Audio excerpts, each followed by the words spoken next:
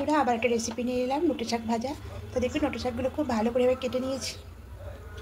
এবার কড়াই বেশ কিছুটা সরষের তেল দিয়েছি। এবার এখানে ফোড়নে দেবো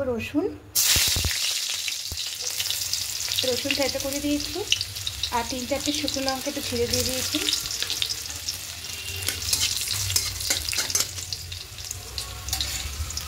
এবার এখানে পেঁয়াজটা দিয়ে দেবো।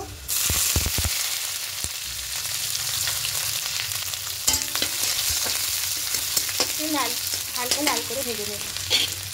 হালকা লাল করে ভাজা হয়ে গেছে। এবার এখানে কেটে রাখা নোটে শাকটা দিয়ে দেবো।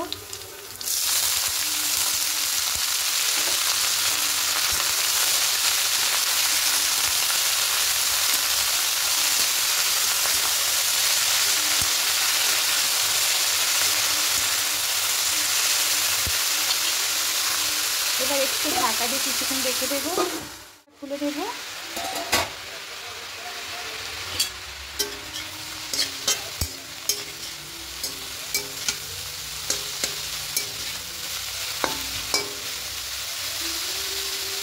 এবার এখানে সামান্য একটু লবণ দেবো, মানে যতটা লবণ লাগবে,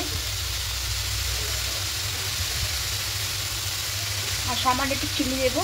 তো চিনি দিলে খেতে স্বাদটা খুব ভালো হয়। এটা আপনারা অ্যাভয়েড করতেও পারেন, আর দিলে একটু ভালোই লাগে খেতে। এটা খুব ভালো করে মিশিয়ে নেব।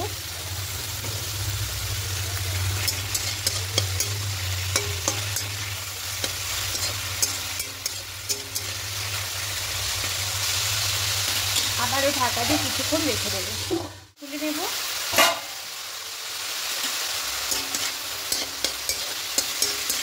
শাকে একটু জল ভাপ আছে, এবার ঢাকা দেবো না, এইভাবে রেখে শাকটা ভেজে নেব। শাক ভাজাটা হয়ে গেছে, এবার এটা নামিয়ে নেব। নামিয়ে নিয়েছি। এবার এর উপর দিয়ে পোস্ত ছড়িয়ে দেব। তা গরম ভাতের সঙ্গে এরকম পোস্ত দিয়ে নোটে শাক ভাজা করতে খুব ভালো লাগে খেতে।